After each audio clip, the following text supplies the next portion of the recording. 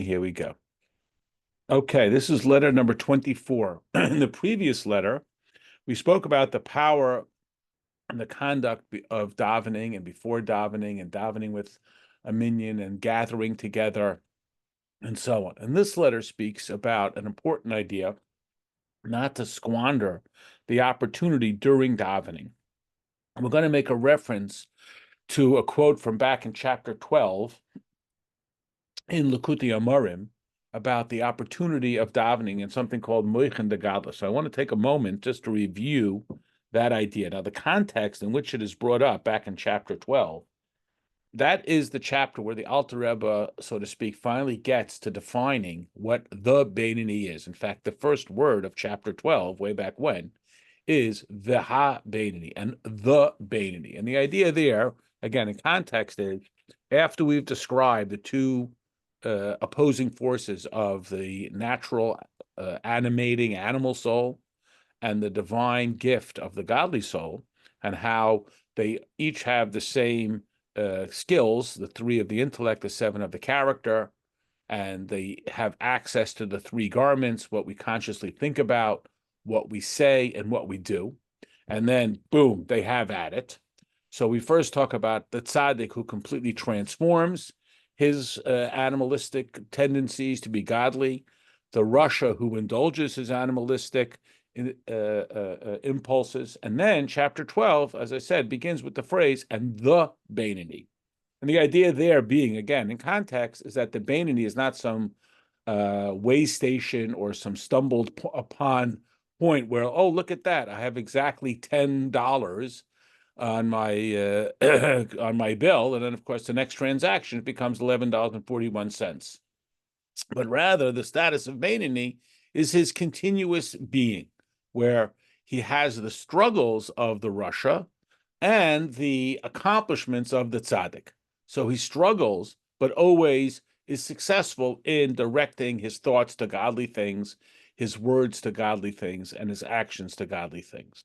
And then, and this is the point that is relevant to us, the Alter Rebbe starts to talk about a phrase, hopefully it's familiar, called itim mizumanim, translated as designated or special times.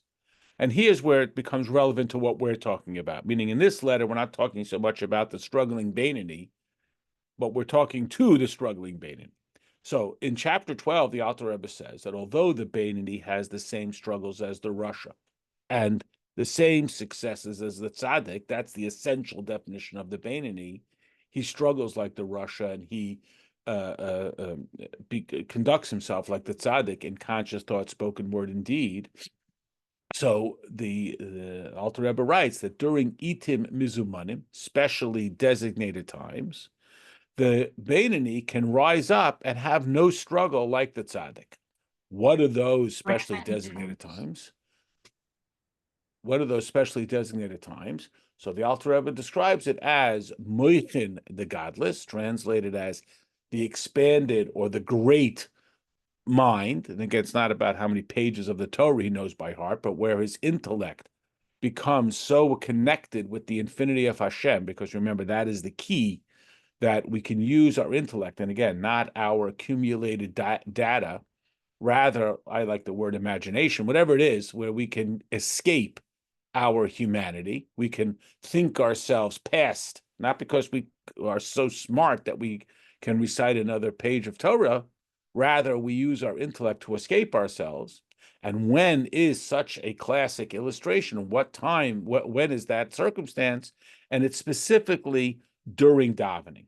That during davening, the Beinoni, again, not just when he happens to be reading the pages of the Siddur, if he will so fixate on the words, which will allow him this escape. And again, to use lahavdil, an analogy, maybe it's not so lahavdil,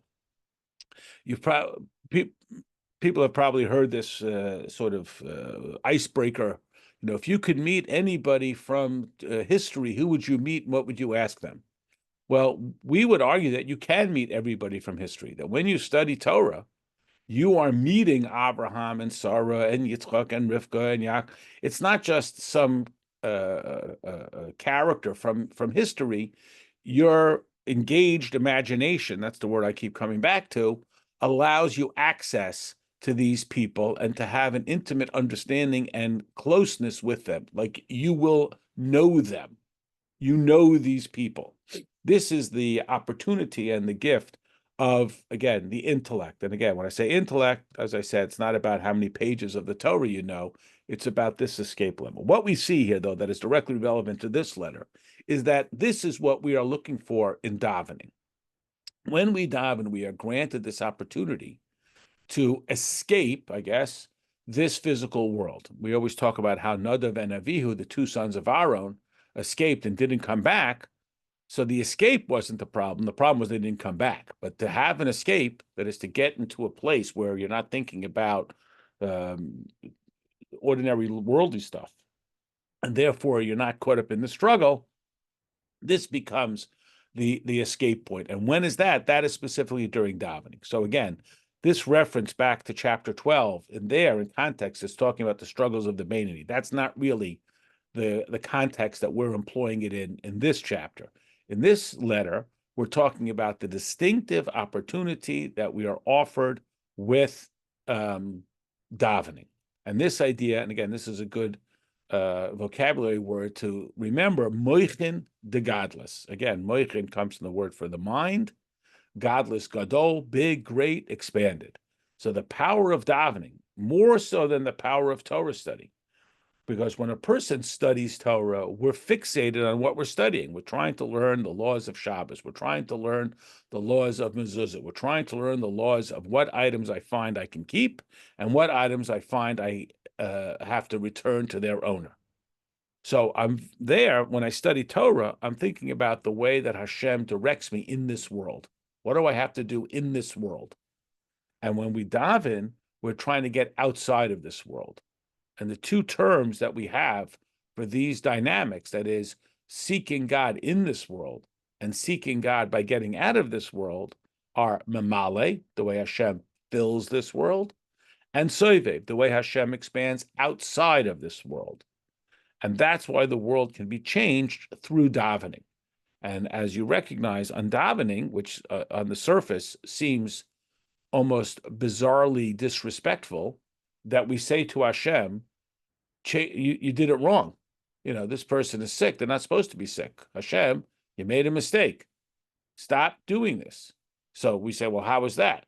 So we explain that when we say, for example, the phrase, Yehi Ratzon, may it be his will, what we're saying is that since we have now gone outside of this world, just like in chapter 12, as we referenced, the Beinoni can get outside of his Beinoni, that is, struggling existence, and can touch that level like the tzaddik with absolute equanimity in his relationship with Hashem, total, seamless, frictionless identity with godliness.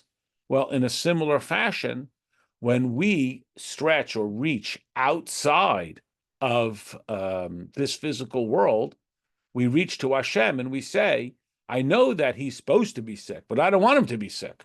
So Yehi Ratzon, change your will, not change the logic and the justice. As we say, we don't want what we deserve. We want abundance. So while we're recognizing the justice of what Hashem does, we're asking Hashem to reach to a level that is beyond justice. Don't just give me what it is that I deserve. Give me something at a greater level. And this is the characteristic of davening. Now, the context here, really, curiously, now that I laid this out, is not so much to talk about how to daven and how to do this. It is to talk about how not to chit-chat during davening, not to waste this opportunity. I mean, as we have now described, that davening is the opportunity for the Beinoni to be released from his struggles. It's the opportunity for us to be released from the parameters of this physical world. It now becomes such an opportunity, so we understand, and this is the opening line, that the animal soul and the Yetzer Hara becomes extraordinarily panicked by this. Because, right, that is what davening does. The davening says, I'm not dealing with my Yetzer Hara. I'm not allowing it to have sway over me. I'm not allowing myself to kind of half pretend that maybe some. No, I am abandoning my Yetzer Hara. I am abandoning my Nefesh HaBahamis. And the Nefesh HaBahamis and Yetzer Hara become extraordinarily panicked, which, as we can observe, that when people are around such an intensely spiritual circumstance, they suddenly have this struggle that creeps up within them, from the silliest things, that all of a sudden I start davening and now I remember all kinds of nonsense and my mind is caught up. I must know some trivial fact that's just gnawing at me and I can't concentrate on my davening till I can remember the name of that kid who I sat next to in fourth grade. Why? Because it's such an intensely spiritual circumstance that my nefesh habahamis and my yetzer hara become, like I said, extraordinarily panicked and start trying to claw back to bring me to that distraction. And again, not us because we're all perfect, but people that we may have encountered, we start davening and all of a sudden I'm obsessed with figuring out something and I can't sit still until I figure it out. Whereas if I'm doing something much more of self-indulgence, I'm sitting on the couch, I'm being lazy, and I get this thought, I can more easily dismiss it.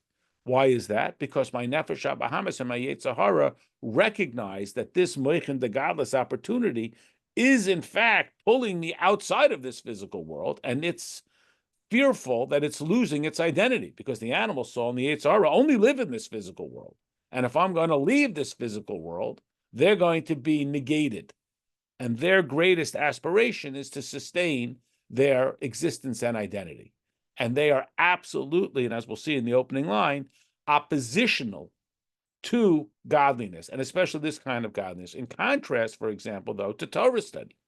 In Torah study, my animal soul may not be oppositional because it could be interesting. The animal soul could say, oh, yes, I'd like to learn about the legalities of operating a justified system of government. I'd like to learn about history. I'd like to learn about how the laws of mezuzah work, meaning davening as opposed to Torah study absolutely negates the animal soul and the yetzer hara. Whereas Torah study doesn't absolutely negate, which is why ultimately a person could be arrogant in Torah study and they can't really be arrogant in davening. Now they can, because a person can make the davening about themselves and they're so taken with their befuddled cantorial skills and so on.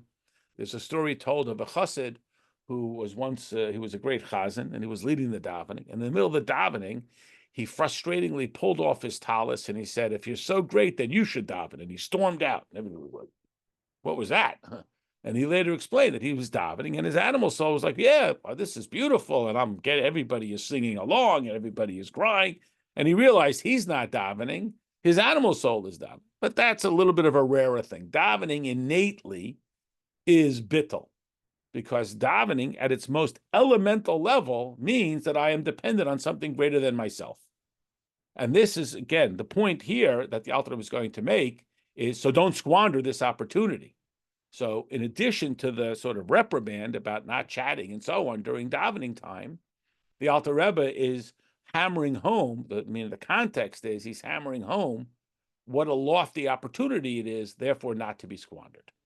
Okay, and again, as we mentioned, we're going to reference this chapter 12, which the context there is a different context, but the common theme message is the opportunity in chapter 12 for the Beinoni to be free of struggle. Okay, you have to unmute if you wanted to ask something. Where does the Maimorim and the Sichos fall into? I can really fly with those. I mean, that's not my. I mean, we would argue that a mimer sort of takes you out of it, because the mimer is not thinking about how the mitzvahs affect us, Right. like a halachic class about whether or not I can return this lost item or I'm allowed to keep it, etc. The Maimarim are telling us about how the mitzvahs affect Hashem. So in that sense, they evoke this quality of bittul. Okay, here we go. Okay, chapter 24. Ohuvai achai, my beloved and my brethren. Now, that means you're in trouble. Meaning, why does the Alter Rebbe have to call to attention the opening line? that we are beloved and we're brethren is because, again, I'm saying being a little silly here, not that you're in trouble, because he is going to be speaking in a little bit of a harsh manner, reprimanding the people who squander the opportunity of davening with idle chitty chat. So to start off, and again, this is absolutely crucial, it's always difficult to receive rebuke. It's a difficult thing. Don't tell me what to do, this kind of pushback. What makes something somewhat possible that people will be receptive to such a rebuke is if they believe that it comes from love. If they believe it comes from love, they do. So if I go to the doctor and he tells me something, I don't get annoyed at him because he's not doing it out of vengeance. He's not doing it for gotcha. He's not doing it. The doctor says, you need to lose weight. Yeah, well, you're ugly. He's not. It's not personal. So here, the Alter Rebbe is trying to, not just trying. He's going to. There's a rebuke coming. There just is. There's just every way we can sugarcoat it, but that's just what it is. So he begins by calling to attention. So if a person were to stop here and say, "Well, I don't think you love me," okay, so don't keep reading. Don't keep reading if you don't think I love you. Again, the easiest thing is to just let people do whatever they want. Okay. Al not tirur re'im ahuvim. Do not allow this negative thing to happen, you, my beloved friends. Liyotzram, to your yetzer. V'snuyim liyitzram. The yetzer hara hates Hashem. Now, that's like a real harsh term. What we mean is there are things that we do to try and appease the animal soul and the yetzer hara. And again, in this context, we're kind of using them synonymously, although, as we know, they really are very different. The animal soul is simply interested in pleasure, and the yetzer hara is interested in evil. He wants to do bad things. So if you offer the animal soul a kosher hot dog and a non-kosher hot dog, he'll take the kosher hot dog. He's not looking to daf. He's just looking for what tastes good. Whereas the yetzer hara, the evil inclination, is looking to do evil. But in this context, we're kind of using them interchangeably. And again, as I mentioned, the yetzer hara and the animal soul are particularly angry with davening more than Torah study, because Torah study can be interesting and that can appeal to the animal soul. But davening is so innately about bittul that the animal soul, yetzer hara, he will not tolerate it at any level. So we say, and a person should not make himself a rasha even for a moment. Now, you recall from the Sefer Shel Beinim, the beginning of Tanya, that this is one of the bigger emphases of the Alter Rebbe, that rasha is not just about some end of days status. Rasha is about in the moment. In the moment, am I connected with Hashem or not connected with Hashem? So it's true that at the end of the day, we do a look back and say, well, there were 3 moments when I was disconnected from Hashem, but there were 97 moments when I was connected with Hashem. So that's a pretty good day. But in the onset, we don't concede that, well, I believe every day you can lie 3 times. So it's in the moment. And this is a very strong theme that, again, we've seen from the beginning of Tanya. So if a person says, my whole life I lied 3 times, we might say, oh, well, that's acceptable. But if a person says, I believe philosophically that you get 3 lies and you can lie 3, we would say, well, is this a lie? Is that a lie? Then at every moment. So this idea to not allow ourselves to be a rasha even for 1 moment means at any moment. But here the emphasis is really on a very particular moment that the Alter Rebbe is talking about. So yes, every day is absolutely crucial, but Yom Kippur is still different. Every place is an opportunity for bringing godliness into the world, but the Beis HaMikdash, or in this context, the Beis HaKnesses, the shul, is it's got a whole different level that you should be that much more attentive. So he says, Lifnei HaMokim, before the Mokim. Now, Mokim is, in this context, it is the omnipresent, which means he who is everywhere. HaMokim means the place. That's just what the word means. It's a word, it means place. And the idea is that Hashem is in every place.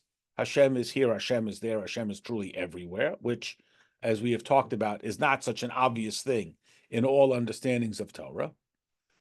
Here, though, the Alter Rebbe is using it specifically to say those places which are obviously designated towards godliness. And we recognize this, that there are different circumstances and different times and different even geographic locations where there has to be a greater level. I mean, for example, people spoke to the Rebbe about making Aliyah, moving to Eretz Yisrael, and the Rebbe said, like, are you really ready for that? Are you really ready to go into such a holy place and bring holiness there? Meaning, if you have dirty shoes and you're going into the mud room is one thing, but if you have dirty shoes and you're going into the ballroom, it's another thing. Again, the idea being, well, what's the difference? Hashem is in America like he's in Israel and every place else. Well, the answer is yes, but not. So here, by the Alter Rebbe using the phrase "lifnei hamakom," the place, so it's a little bit of a double meaning. It is both Hashem, who is called Hamakom, the omnipresent. Like, God forbid, at a shiva, we say to people, Hamakom Yenachem, even though they're in this very difficult space, we still say that Hashem is with them, and that's why they should be comforted amongst the mourners. And here it's talking about more sort of lowercase, Hamakom, the specific locale, referencing, as we'll see, the shul. Okay. That he has chosen, from the whole day, to gather, and we talked so much in the previous letter about the significance of gathering and what it means when people can come together and to communicate and community and union and overcome our individuality and be in that sense of holiness. I mean, it's very much the Parsha, because in Pirkei Avos, what is a dispute not for the sake of heaven is Korach and his gangsters, his mob, his chaotic assemblage, because they were all in quarrel with one another. So that's not a sign of holiness, because there's not unity.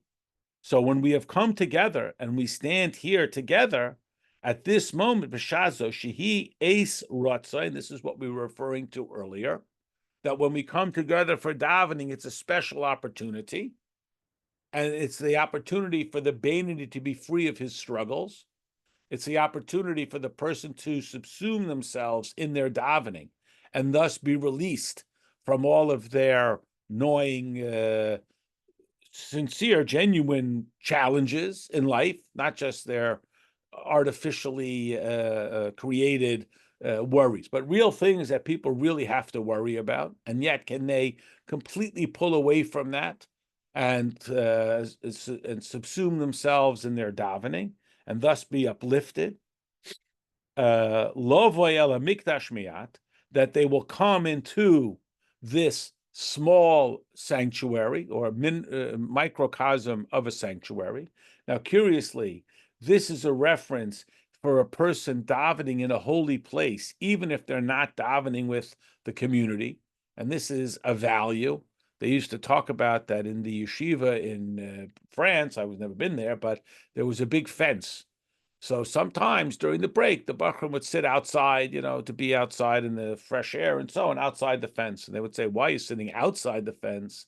That's not in the holiness of the yeshiva. You sit inside the fence, you'll be in that holiness. That is, just to be in this holiness. And then we know that in the 80s, the Rebbe created a whole program where everybody should make their own homes into a mikdash miyat, and children should make their bedrooms into a mikdash miyat by putting svarim there and a tzedakah pushka and learning Torah there and doing mitzvahs there and so on. So it's not limited to one specific locale, but it is this idea that our homes and this time of davening should be an uplifted and sanctified place. And we know this. This is part of the Rebbe's mivtzoyim, his campaigns. One is to fill your home with books, with Jewish books, because in addition to having the books, and it's good to read the books, not just get ones that look nice, but there is a value even to that, even to just get books to put on the shelf, because that creates an environment. This is what is important in this house. And again, we're not here for feng shui, but the idea being that when a person enters a house and it's filled with Jewish books. That is the tone of this house. Whereas if the centerpiece of the house is the 96-inch TV, or it's posters of Hollywood stars or sports memorabilia, it sets a different tone. So this is the idea that Mikdash Mi'at is most commonly refers to a shul. This is that idea that all shuls will go to Eretz Yisrael with the basic building of the Beis Hamikdash, and the opportunity for us to do that as well. So the letter continues, Lifgei the Shechina's Kvedei, to, so to speak, offer the honor to the Shechina. You have a question? Well, oh, so you were talking about like, making the place where you daven holy. Well, I'm like, I have to daven at school. Like, how does that work? Again, you've made it a holy place. That's exactly right. Oh. The fact that you bring the davening there makes it into a place of holiness, right? Oh. That's the idea, that So you Hashem is can, in the schools as well as he's anywhere else. Just a so like very, bringing in my safers and my tzedakah and all the yeah, other stuff. Okay, correct. And you may got have it. influence on people there as well. Okay. I mean, in fact, there's just a brief story. It's a longer story, but at the end, when the Rebbe made a campaign that benefited the New York City public high schools, and people were like, "Well, what do you care about that?" And the Rebbe said, essentially, "I can't tolerate that godliness shouldn't be anywhere." And even if the New York City public high schools are a place that is not naturally, intuitively welcoming of godliness, so there is a somewhat greater impact when we bring it that way. And that's the next line here. It says here, B'shazu at this time, I'm sorry, Livka the Shus, but Hashem itam teichtu masam. Hashem, who dwells within us, even within our impurities. And that's the idea. Even if you say, well, I'm in this place that is so antagonistic to godliness. Now, there are halachas, you're not allowed to daven if there's idolatry and this and that. But this is the idea that we bring godliness even within this impurity. The Matzah, the Darsha, Mavakshav, Miachlo, and to find there those who seek him. Like we talked about, that we are looking for Hashem. We talk about this a lot in the 10 days of tshuva between Rosh Hashanah and Yom Kippur, based on the verse that says, "Seek God, you will find Him." And where is that? That's during that time. But dirshu, that's the key word. Look for Him, seek Him out. That we have come to seek Hashem out. We've made this effort. We are there to find Hashem. What happens? And if guy instead he's talking about what he needs, that is, he's just talking about nonsense. He is illustrating that he's not interested in having this great opportunity and this revelation of godliness. So if he sees, they have all these jokes about the guy who davens at home and comes to shul to talk, where he goes to the early minyan to daven and then the late minyan, so he can socialize. I mean, even though there are stories where that they would outlaw any talking in shul, but then that didn't work out so good because people were not socializing at all. Again, we're not talking about being mean to each other, but we're talking about that while we're davening, we're davening. Now, if we take this even to a step further beyond this sort of obvious call for proper decorum, there's a whole other deeper level here that's a little close to home and potentially uncomfortable. We begin with the premise of a story that you're all familiar with. We read it on the Haftorah of Rosh Hashanah, that there was once this woman and her name was Chana, and she was married to a man named Elkanah, and she had no children. And every year at that time, this was before the Beis Hamikdash was built. It was during the time before even Shmuel the prophet is her son. So it's much before that. And they would come and daven. And one time she had almost given up on having children. She came and she's davening. And Eli, who is the high priest, rebukes her and accuses her of being drunk. And in fact, we learned from her all the ways to daven, that she moved her lips. She didn't just read with her eyes. She enunciated it. And so all the rules for decorum of davening I learned from Chana. And here comes Eli, who's the high priest, is the Kohen Gadol. He is de facto the leader of the Jewish people. And he rebukes her. You're drunk. And she says, I'm not. And I'm praying for a child, this poor woman, and your heart is breaking. And Eli finally gives her a bracha. And of course, she has a child, and that child is Shmuel the prophet. So we asked the question, the Rebbe asks me, what a mean guy this Eli is. I mean, this poor woman is pouring her heart out, and it comes up, he doesn't even give her a breathalyzer, and right away he accuses her. And even if it happened, why does it have to be recorded in Tanakh and on Rosh Hashanah? The one day everybody comes to shul, we have to read about what a mean guy Eli is. So the Rebbe explains that it's not that he's being mean, and this is an important lesson.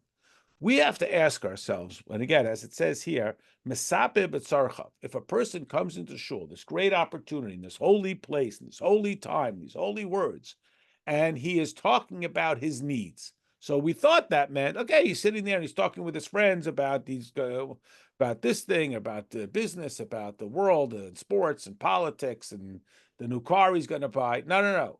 Here, it's touching a little closer to him. He comes to shul in this great moment, and he's saying, oh, Hashem, please give me life, and please give me health, and please give me children.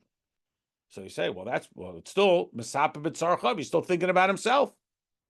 So this is what Eli says to Hannah. Are you drunk? Meaning, why do you want a child? I want to know what, yeah, why do you want it? We'll have to think about that. And as she says, if I have a child, I will dedicate him to Hashem. Oh, okay. So the purpose of having this child, you're praying for this child because you want to devote him to the service of Hashem. So whatever, I'm dying for health, I'm dying for parnasa, I'm davening for wealth. What do I want it for? Why is this important to me? Well, that's the answer. The answer has to be because I'm going to dedicate it to Hashem. Otherwise, it's mesaper. It's talking about tzarchav, what I need.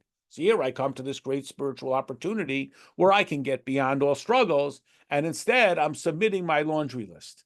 And that's even for pretty basic staples. And this is what the Alter Rebbe is telling us. You have this opportunity, you can be connected with the infinity of Hashem. Why then are we asking for things? Because that's the only way I can serve Hashem. If I have my health, I can serve Hashem. If I have wealth, I can serve Hashem.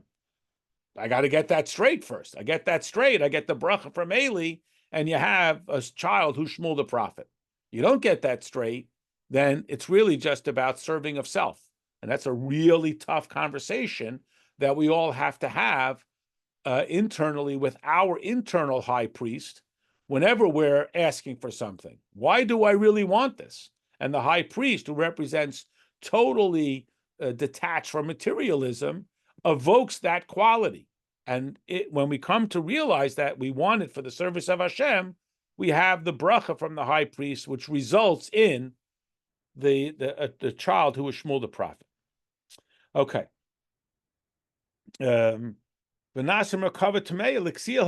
If he instead is just chit-chatting about his own stuff, what happens? He becomes a chariot. This is a classic illustration. That the chariot is the tool of, meaning a car it's not the car's fault that it makes a left turn or a right turn. The person directs it. So the chariot means I'm completely surrendered to the driver. And if a person comes into shul with this great opportunity and this great moment, etc., and instead is talking silly talk and is talking selfish talk, they become a merkava, they become a chariot to this foolishness and this impurity. Again, back in the Kutei Amarim, back in the Sefer Shal Beinanim, the Tanya explains how a person is directed by their thoughts, and the thoughts of holiness make a person a tool of holiness, and the thoughts of self-servingness. And again, we're not talking about evil. It doesn't have to be about murder or idolatry. It's just about selfishness. Then it becomes selfish. So if I come and everything becomes a mercantile exchange, I'll do this for you, you'll do this for me, etc. And this is what the Alter Rebbe is warning against. You have this great opportunity, and instead I squander it by thinking about self. We wind up becoming a tool for the service of self rather than the service of Hashem. Like it says, the fool doesn't want any deep understanding. You know, this is a classic thing. I don't want to find out that this is bad for me. I mean, we'll take something now that's pretty well. No, who wants to find out that smoking is bad? Everybody smokes. I don't want to find. Sorry, the Surgeon General comes out. It's not so bad. Read the report. I don't have to read the report. It's fine. Why? Because I want it. Or seatbelts or whatever it is that we changed the culture with. I don't want to know. Why do people not go? Because they don't want to know. They always have a good excuse. It's not interesting. It doesn't speak to me. I don't want to know. I don't want to make changes. So this is the idea that the fool despises understanding. They despise learning. They despise insight because I don't want to know. I don't want to know either. So the Alter Rebbe continues. So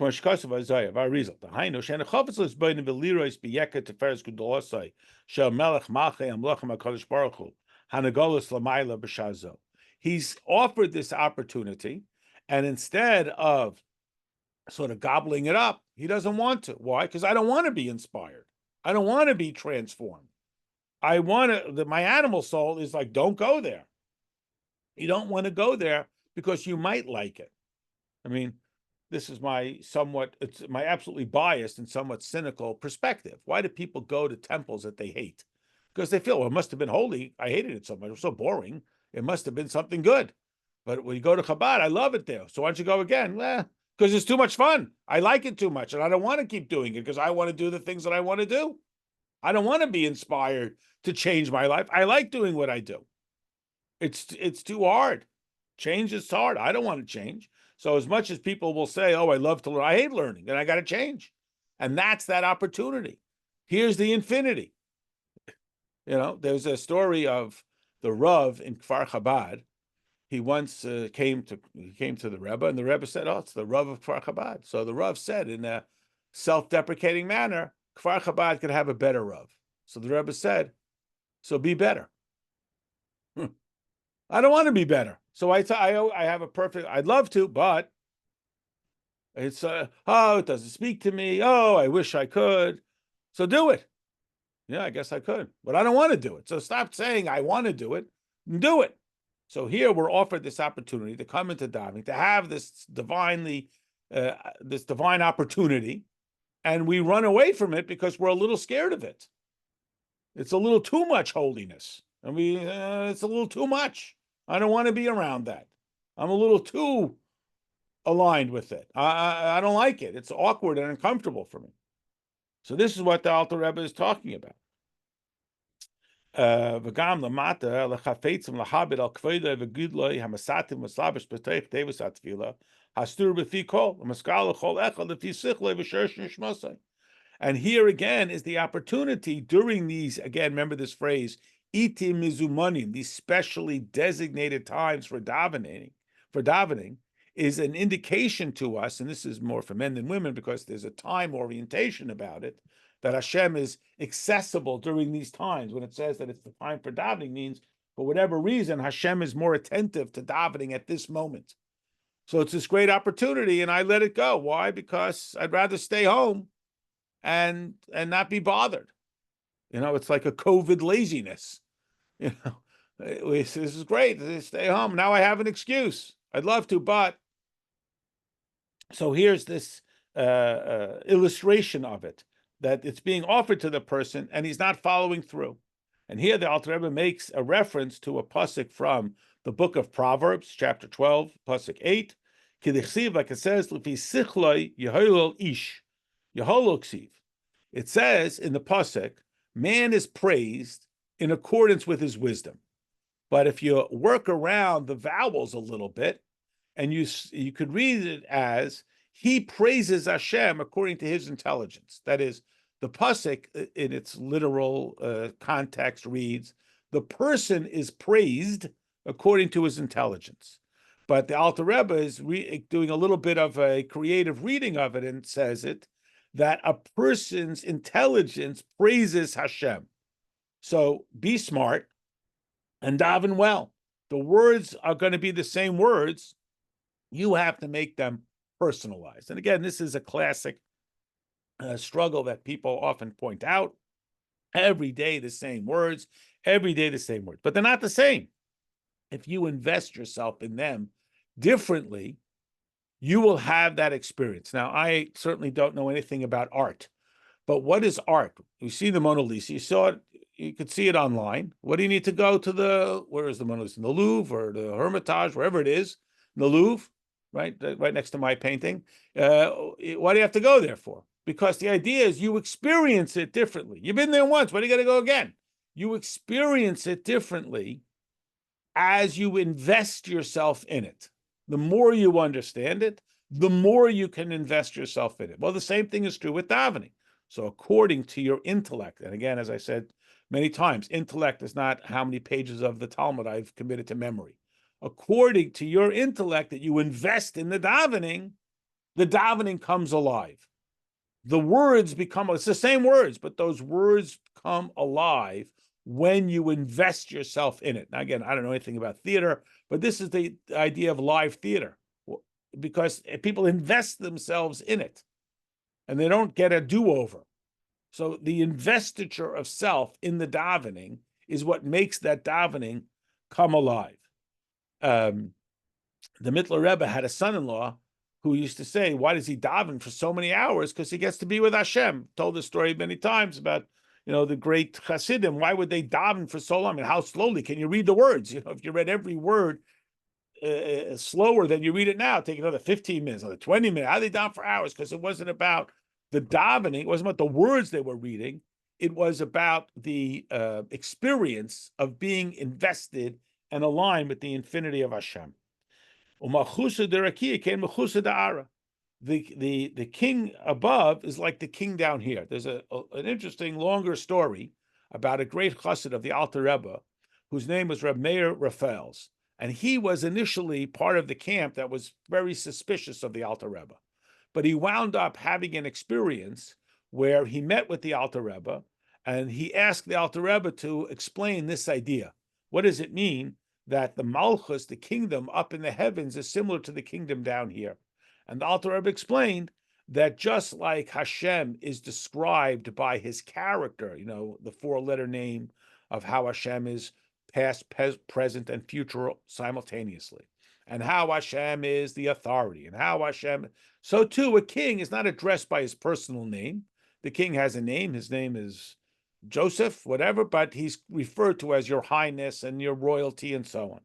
And then they wound up, because some whole long crazy story, they needed to meet with the czar to avoid some decree against the Jewish people. And they thought they were going to meet him, but they instead met with the minister of education. And he said, oh, I see you're Jewish. I always had this question. And he popped this question. What does it mean when it says that the kingdom of the heavens is similar to the kingdoms of the earth? And when they explained it to him, he was so impressed that he brought it to the Tsar, and they were able to achieve their goal. So this Reb Meir Raphaels, who had this encounter with the Alter Rebbe, and then this encounter with the Minister of Education, centered around this quote from the Zohar, was so enamored that he became a great chassid of the Alter Rebbe. So that it's a oft-told story. That's not really the context here, but the idea is here that it's like the king has come to town. So the king has come. We talk about this in Elul a lot. The king is in the field, but I'm just doing my thing. It's not just the king. So our Rebbe sort of embellished, and he shows everyone a smiling face, and basically he grabs you by the shoulder and says, I'm the king. What do you want? Guy's like, well, I'm busy, doing my thing. I was like, I'm the king. I'll give you whatever you want, please. Oh, okay. So Hashem is sort of reaching out to us, not just giving us the opportunity and standing on the side, like he grabs you by the scruff of the neck and says, ask me whatever you want. And again, when a person reaches such a level, he's like then welcomed in with the king. And when he davens, he's standing there before the king. The king becomes like a Lubavitcher. He's standing there chasing you to put on tefillin and do every mitzvah you possibly can. Like the Baal Shem Tov said, that the king, the davening is like a king, and he's looking high and low for his signature ring, his signet ring. And the guy finds it. He comes to the king, and he's suddenly welcomed in, to the king's palace and the closest relationship with the king. He thought he's just a simple guy, and he's all of a sudden he's returned something to the king and welcomed. And that's the opportunity. And therefore, really the point here that the Alter Rebbe is coming to is, so don't squander it by talking about, silly nonsense. Okay.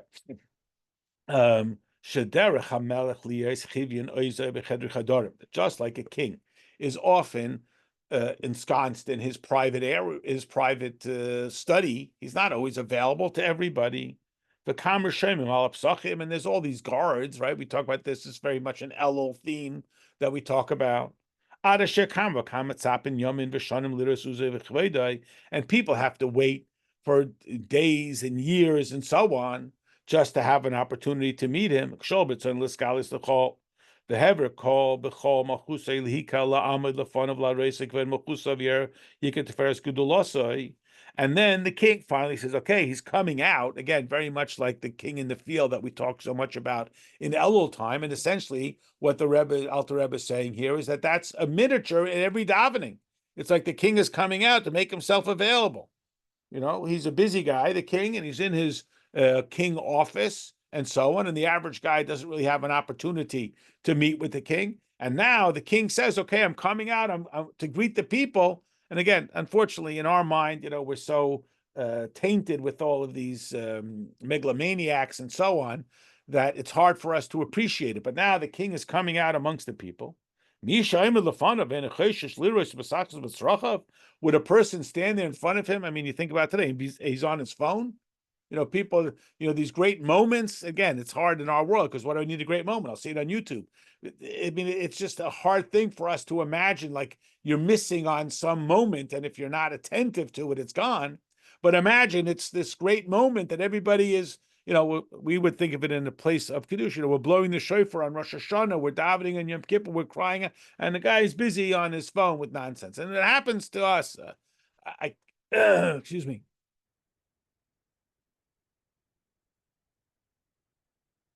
It happens to us. We are in holy places. I mean, thank God on Shabbos we can't have our phones. Otherwise, I'm there in this. I'm at the oil. I'm in the 770, and I'm looking at nonsense or responding to some text that I could respond to in half an hour. Imagine a person would do that. What an idiot. I mean, that's just basically what the Alter Rebbe said. I know it's not polite. What a stupid guy. What a stupid guy. You know, he missed it. He missed it because he's like an animal. You know, the cow doesn't notice. He just goes about his business. The birds just fly off. They don't notice. You know, God willing, everybody's had some great simcha. You know, you're getting married, your child's getting married. You know, the birds don't care. You know, when you're taking the taxi and you're going, the taxi driver doesn't care. He's just delivering you, even though it's the most exciting moment of your life. They don't care. Don't be that guy. You know, be engaged in the moment. The king is coming. Don't be like the birds who happen to be flying around like any other bird. And it's also a shame to the king. He's shaming the king.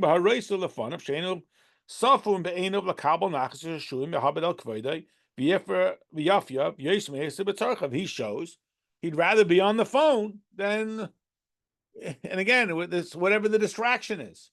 And this is what the Alter Rebbe is ultimately getting to. Again, the intensity of davening and the opportunity. Don't waste it on, again, when we talked about Mesapet B'tzarchav, talking about my needs is silly things like I'm saying, being on the phone, or just thinking about, I really need a new bike or whatever it is. If it's about Tzarchav, my needs, as opposed to Hashem, I need to serve you. In order to serve you, I need a bike and health and so on. This is what allows me to serve Hashem.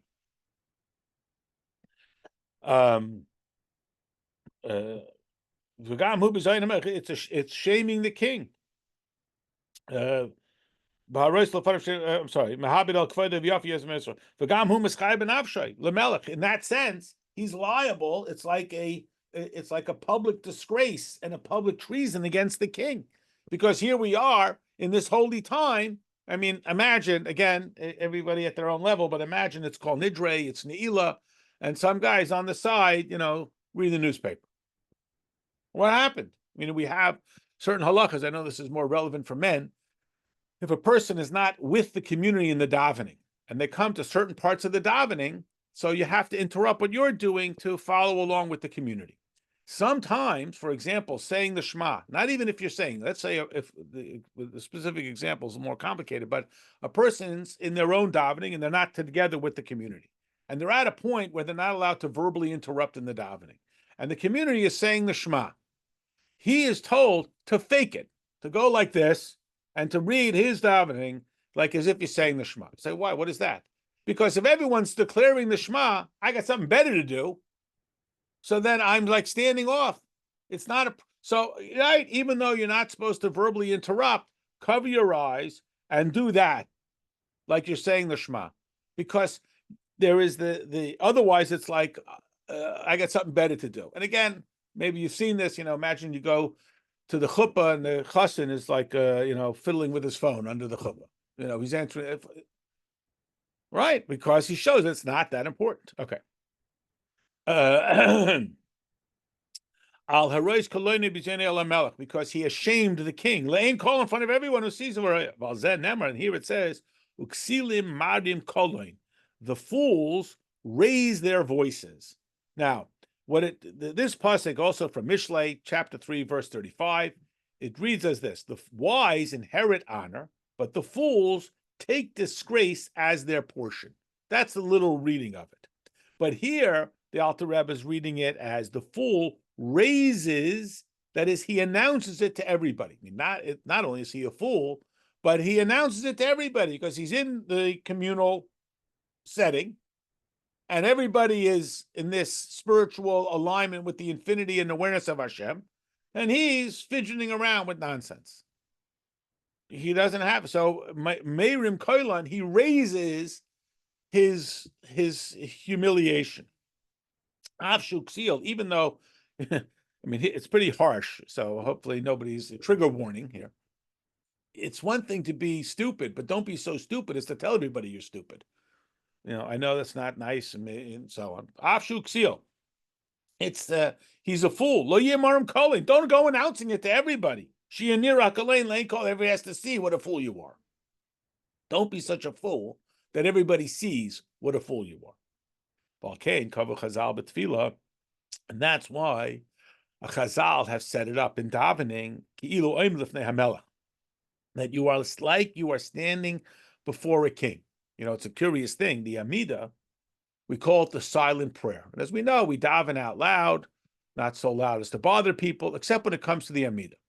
So we ask the question, the Amida is the most intense part of davening. Why are we davening that quietly? That we should really be shouting to the heavens. So we explain, what I mean, if you're standing before the king, why are you talking? You shouldn't be talking, you should be listening. And that's why the introductory line of the Amida is, Hashem, my lips open up, my mouth should speak your praise. Because what we would expect is, I'm standing before the infinity of Hashem, I will be quiet. So we say that Hashem, so that I can be connected with Hashem. But we say it quietly because it's almost wrong that I'm talking when I'm standing before the king. When I'm standing before the king, I listen, I don't talk. So here the Alter Rebbe says, this is the analogy that we're standing before the king. Meaning not just in front of the king, but lifni, like we are one with the king. It's that moment of intensity. That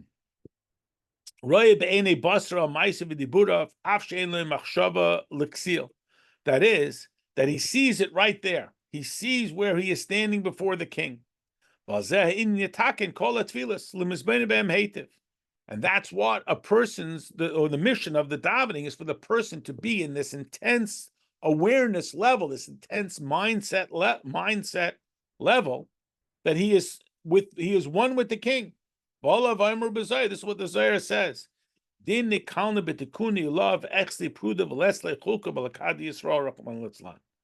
So it says that he brings disgrace, meaning of that moment, he's too busy to be bothered, or he's distracted. And again, harsh words here. He brings disgrace to the whole process of creation. And he shows that he is, God forbid, separated from Hashem. He wants no share in it. He's given this opportunity, and he says, forget it. It's real harsh. I know it's real harsh. But the Alter Rebbe is trying to illustrate this great opportunity. Don't be distracted at that moment and say, I don't want to bother. And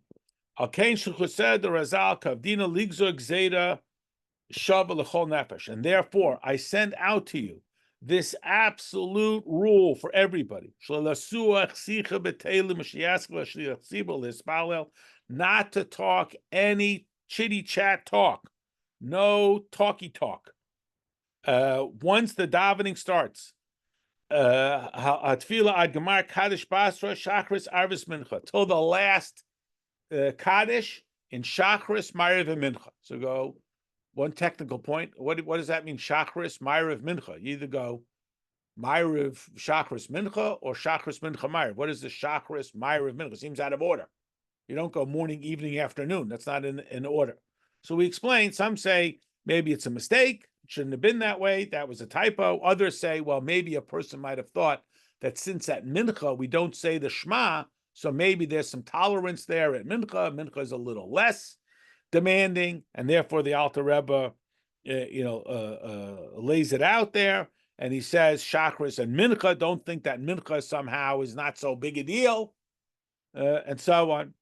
Or Shachris comes first because it's the obligation of saying the morning Shema and the repetition, and Ma'ariv doesn't have a repetition, but it does have the obligation of saying the Shema.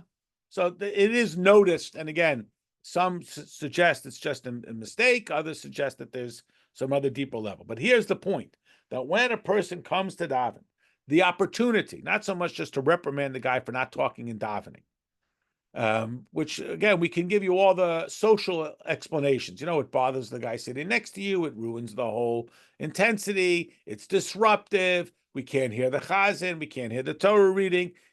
It really bothers me that this guy is talking, whatever it is. But here, what the Alter Rebbe is saying is, when a person talks, he's squandering this opportunity. It's a squandered opportunity.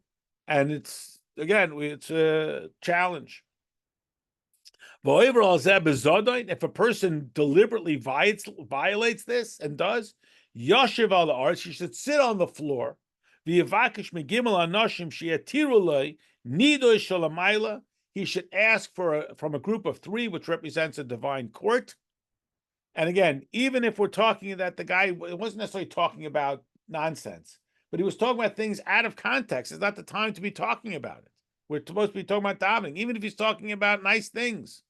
But it's not the time. It's like he's in nidoy. It's like he's been excommunicated from the service of Hashem, and he has to ask for forgiveness. He should not allow himself to even have any retroactive violation of this. I mean, it's pretty harsh stuff here that the Alter Rebbe is talking about. Again, you can't shake the literal, practical application that when davening comes, don't be talking chitty chat. It's also, and why not? Because of the lofty opportunity that is there. A classic illustration of Hasidic reprimand.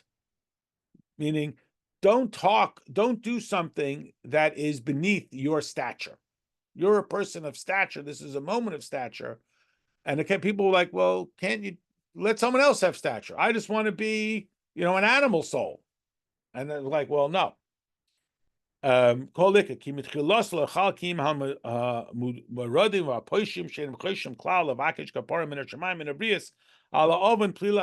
and here the Alter Rebbe really comes down. He says, don't let yourself fall into this category called excommunicated from godliness. Don't let that happen. And that will happen if you do it deliberately. So the Alter Rebbe's worst suspicion is you might accidentally blurt out something. And again, it's not always something bad. It's just something not directly contextual, relevant to the davening. The Shalah HaKodesh, Rabbi Shayo Horowitz, writes that it's prohibited to chat anytime in shul, even if it's not during the davening, because being in the shul is a mitzvah and chatting is a prohibition. Now, again, not only is this probably something we're not up to, there are others who say, well, then people, they don't communicate, they don't socialize, they don't interact, they don't help each other out. How am I supposed to find out about a poor person if nobody's telling me? So again, we're talking about during the davening. And again, it would only be this harsh, terrible thing is if a person speaks deliberately in this manner, b'shat nefesh, with total disregard.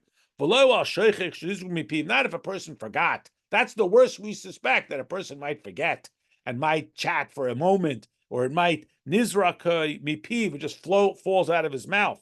Kamateva is below maskav in a couple of words without thinking. She'ein tzarich hatara klal. For that, he doesn't need to be released of this horrible consequence. Uvoichen libois v'klolos elakim tzadik. Hashem searches your heart, meaning who you fooling. You say, God knows, and you know. Hativa Hashem l'tovim l'sharim b'lebusam. That God does good for those who are good and for those who are righteous in their hearts. So again, the point here is not so much to reprimand a person for talking when it's davening time, although that is true, and we can't avoid that. It is also for us that the strategy for how do we do this is to master this level. I'll give you an analogous circumstance that's actually relevant to the parshas from the last couple of weeks. We know that in many yeshivas, they spend a significant portion of time specifically learning the laws against speaking ill of others, lashon hara. So somebody once asked the Rebbe, why is it that in Chabad, they don't do this? They don't have a specially designated time to learn the laws of lashon hara. So the Rebbe responded that, of course, a Jew has to know all the laws of all of Torah. When you're asking for the specific strategy as to how we can best overcome the temptation for gossip, our strategy is to highlight Avos Yisrael. If we will love a Jew so much, we will be less tempted to speak ill of others. So here as well, what is the strategy for overcoming talking in shul? Look, this is a calamity that affects many, many communities. How do we? So we put up posters and we say it's prohibited to speak. And we can wag our fingers and we shush people and we stop the davening. They're all strategies. The Alter Rebbe's strategy is if we will comprehend, if we will allow ourselves to see the immense opportunity of davening, moichin the godless, a chance for the Beinoni to rise above his struggles, a chance for us to be in the imminent presence of Hashem, this absolute union with godliness, then we won't want to squander that with idle chatter. And understand that it's our animal soul that hates godliness. It hates that idea that is trying to drag us into nonsense. And it becomes so aggressive when it senses this level of bittul that we are experiencing during the davening. That's why it's fighting it so intensely. When we will have the awareness of the intense opportunity, this union with Hashem, then we will be less inclined towards that kind of misbehavior.